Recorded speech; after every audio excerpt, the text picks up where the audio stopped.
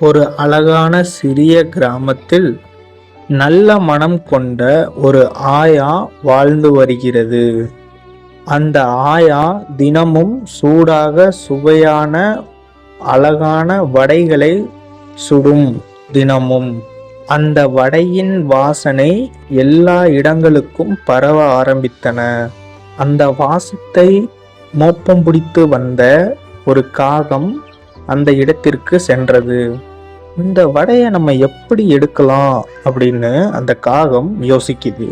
காகம் ஆயாவிடம், உங்கள் குரல் மிகவும் அழகாக இருக்கிறது, உங்கள் குரலிலிருந்து ஒரு அழகான பாடல் பாடுங்கள் என்று அந்த காகம் அந்த ஆயாவிடம் கேட்கிறது. அதை கேட்ட ஆயா மிகவும் மகிழ்ச்சியுடன் பாடலை பாட ஆரம்பிக்கிறது. ஆயா பாடல் பாடியவுடன் கையில் இருந்த வடை கீழே விழுகிறது. அந்த நேரத்தில் காகம் உடனடியாக அந்த வடையை எடுத்து செல்ல ஆரம்பிக்கிறது. காகம் மிகவும் சந்தோஷத்துடன் அந்த வடையை எடுத்துக்கொண்டு பறந்துவிட்டன. ஆயா ஏமாந்து நின்றாள்.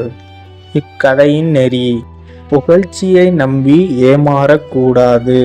யாராவது மிகையாக புகழ்ந்தால் மிகவும் எச்சரிக்கையாக இருக்க வேண்டும். இந்த கதை மிகவும் குழந்தைகளுக்கு அறிவு சார்ந்த தகவலை புகும் ஒரு கதையாக இருந்து வருகிறது. இந்த கதையை தொடர்ந்து பாருங்கள். இந்த சேனலை சப்ஸ்கிரைப் செய்யுங்கள். நன்றி, வணக்கம்.